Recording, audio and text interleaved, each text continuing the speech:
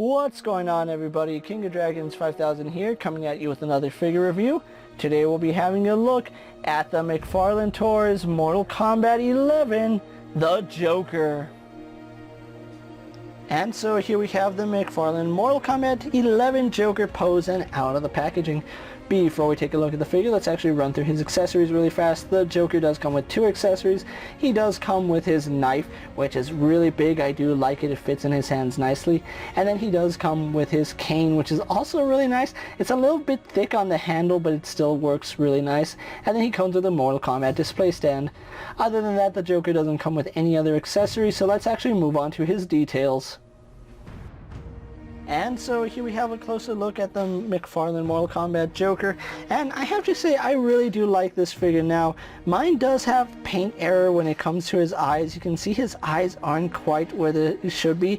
However, I think it does give this character some charm. When the Joker's eyes aren't properly aligned, he looks very maniacal, and this figure is very maniacal looking. Can we just take a moment to appreciate how the Mortal Kombat design team took a bad design for the Joker and made it good? Everybody remembers the first rendering of the Joker, how it looked like some dude in Joker face paint, and then when we get to the actual game, he looks like the Joker. So good job by the Mortal Kombat team. So having a look at this figure, really loving this head sculpt. It's one of Mcfarlane's best Joker head sculpts. I think the Arkham Asylum was my favorite, but this one might take the cake, to be quite honest. I really do love it. So as far as this head sculpt goes, like I said, the eyes aren't properly aligned on mine, but it just gives it that more diabolic character. His lipstick is also a little bit off-centered, but again, that just goes with the character. Now, I might track down another one just to get better paint apps, but as it stands, really liking this figure. And unfortunately, you can see his eyebrow right here. They kind of did add a little extra green paint, so I might have to take some acetone for that. But overall, really like it. I think the skin tone that they used on this Joker is very nice. It's not white. It's like a gray, like a very pale green gray, if that's even a color. But it looks nice. I do like it. His hair isn't that bright green that we've come to know for the Joker. It's more of a darker green, kind of resembling that of the Heath Ledger Joker, where it's not really bright green, but it does work for this figure.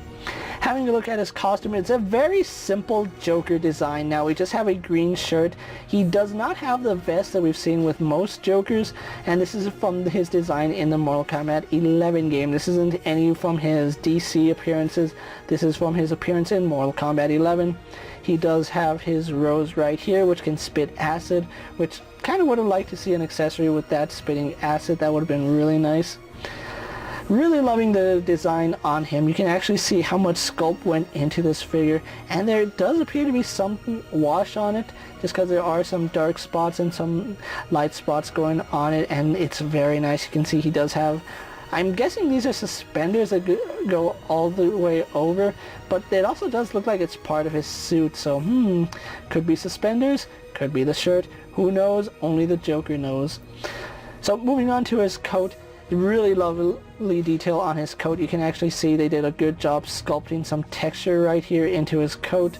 We do have the pockets with the buttons right here, especially where the buttons go right there. Really liking these seam lines right here going all the way to the top right there.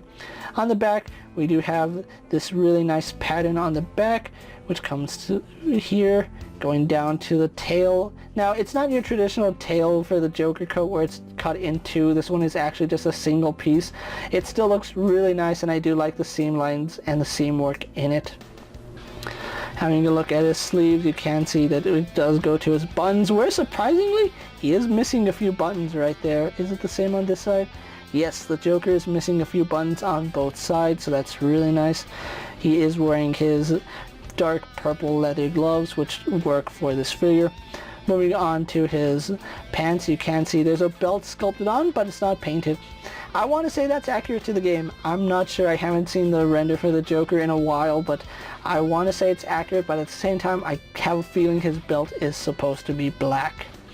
Now one thing you'll notice on this figure is that there's two different color of purples on him. We have a lighter purple and then a more darker purple, and that's only because of how this figure is designed. The purple right here and on his coat, it's a softer material, so it's not going to match the harder plastic right here. So this one does give off more of a blue hue. This one does have more red in it, and the knees actually do a really good job of matching. Sometimes whenever they do purple for the Joker, the knees don't really match, and they did a good job matching the plastics here. And I really love the line work here on his pants. The border striping looks really good, especially going to the back. Kind of looks like he's wearing a diaper because of how big they made his pelvis right here. I think they could have made his pelvis just a little bit smaller, and that would have helped with some articulation, but yeah, that's just the way they designed this figure. Could be accurate to the game. Again, haven't seen the renders for the Joker in a while, so I can't really say off the top of my head. Then going on to his shoes, we do have his leather shoes where you can see some really nice detailing on them. They are textured almost like alligator skin, so maybe he skinned Killer Croc for his boots. Maybe he just skinned some random alligator, who knows. Then we do have his laces, which I'm not disappointed that the laces are the same color as the shoe, because when you wear a suit, you kind of want your shoelaces to match the shoe, so it's not a big deal, to be quite honest, and I actually still like the way it came out. So overall, the detailing on this figure is very good. Mcfarlane has done a really good job of capturing the look of the in-game Joker and bringing it into plastic form. So with that out of the way, guys, let's actually get the Joker compared to other figures you may have in your collection. And so here we have Joker posed next to a Marvel Legends Cyclops and a DC Multiverse Superman. Here we have the Joker posed next to a WWE Elite Scale figure and a Mezco 1/12 Collective Popeye the Sailor Man. Here we have the Joker posed next to a Lightning Collection White Ranger and a Star Wars Black Series Mandalorian. And finally, here we do have the Mcfarlane Mortal Kombat Joker posed next to the Mcfarlane Rebirth Joker and the Mcfarlane Arkham Asylum Joker. So with the comparisons out of the way, let's actually have a look at Joker's articulation. Now, Joker does have a double ball joint here in the head, so he can look up only to about there. Unfortunately, his hair sculpt does get in the way. Looking down, he can look down quite a bit, so I really do like that. That looks so sinister, doesn't it? Moving him back to neutral, you can see he does get some really nice head tilt, so that's really good. Then he can turn left and right, so you can actually get some like really creepy poses on the Joker there. I actually love that pose. I might use that in the pictures. But anyway, moving on to his shoulders, they are on ball sockets, but unfortunately they don't really have too much play because they are sitting really tight in this joint, so they don't really move forward and back all too well, and they don't really move up and down. However, they do move out to the side quite a bit. I actually like that. It's better than horizontal. Goes all the way around 360. He has a bicep swivel, which kind of ugly. I kind of wish that they had actually sculpted that a little bit better than just giving us a cut across the bicep, but yeah, that's how it is, unfortunately. He has a double bend here at the elbow going that far, so he gets some really good range there. Then he does have a ball joint here at the wrist, which does provide in and out hinge. We can rotate that to give us up and down, and then of course it does rotate on that pin. Joker has a ball joint here at the torso, which goes back only to about that far. He is a little bit limited because of how his coat is a thick plastic, so you don't get the full range you would expect. And going forward, the Mcfarlane syndrome, where it doesn't really go too far. He can lean to the side really nicely using both those ball joints, using the one here and here. We do have rotation up at the top. Secondary ball joint here at the waist. He can lean back about that far. Going forward, yeah, doesn't go too far forward whatsoever, but again, some really nice lean there, and then does rotate at the waist. Legs, one of my favorite pieces of articulation. They do kick forward to about right there. Now, keep in mind that you do stress the plastic when you push it to there. You can see there is straining on the plastic right here. You can alleviate that by heating it back up, and it'll go back to neutral, but just be careful on how long you heat it up, because if you heat it up too long, you will melt the softer plastic, so keep that in mind. Legs going back only to about that far. going out to the side, no problem. Joker really good at throwing those ballerina spinning kicks. No thigh swivel, it's really sculpted tightly in here, and that's one thing about this Joker. He is sculpted really tight, so a lot of things look really nice, and it does hinder articulation somewhat, so keep that in mind when you're posing him around. Knee, really lovely knee bend, it goes that far, really loving that double joint. He does have rotation at the foot. He does have a hinge here at the ankle, but because of his pant leg, it doesn't go too far forward and it doesn't go too far back. He does have rocker ankle though, and you can rotate that to give him a true rocker ankle, but again, his pant cuff will get in the way. And then finally, he does have a toe hinge, but it's not as generous as you would expect it. That's as far as it goes, and I don't want to push it any further because that might break the figure if I... Okay, so yeah, it is a very generous toe hinge. This one's just stuck for some reason.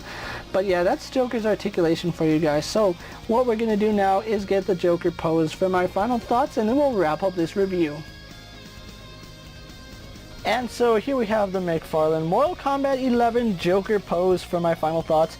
And overall, this is not only a good Mortal Kombat Joker, this is a very good Joker figure in general. Now I kind of wish that he did come with a gun, or even the Batman doll that has a gun. I'm not quite sure how Mortal Kombat license handles firearms. I know DC doesn't include firearms, and that's probably where this Joker lies, in some gray middle ground, that he can't have guns but he can have sharp weapons. I don't know the logistics of that deal, but this Joker is a very, very nice figure, and I do like the amount of detail that Mcfarlane put in him. Although mine does have a paint defect with the eyes, it still looks like a very crazed, maniacal Joker, and that's really one thing I like. To date that we've had a look at, this is the best Mcfarlane Joker of all time. Now they could change when we get the 3 Jokers, but as of right now, at the time I'm making this video, this is the best Joker that Mcfarlane has put out, and he's put out some really decent Jokers and one bad one, to be quite honest. Now if you are looking for this Mortal Kombat 11 Joker, he is starting to hit stores at the time I'm making this video, so you're gonna have to check your Walmarts, your Targets, your online retailers such as Amazon, Big Bad Toy Store, Entertainment Earth, just so you can secure your copy. And if you're a fan of the Joker, the Mortal Kombat 11 design for the Joker, or just want a really awesome Joker in your collection, this is the figure to go with. I think the knife is a really good accessory. The cane looks very awesome. Although we have seen better canes, this is a really solid cane for the Joker.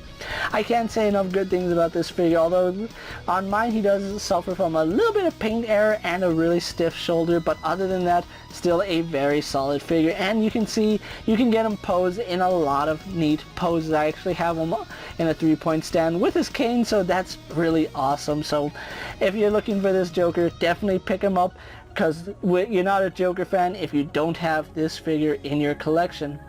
With that being said, guys, I'm KingofDragons 5000. Don't forget to like this video, leave a comment, subscribe to my channel. Go ahead and check out all my other action figure reviews, as well as all my other Mortal Kombat and my DC Multiverse videos. Hopefully you find them informative.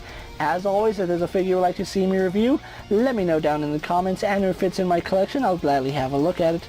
While you're at it, check out my Instagram account for new and exciting action figure photos, and as always, ring that bell to be notified every time I upload a video. Until next time, guys, I'll see you later. Take care, everyone.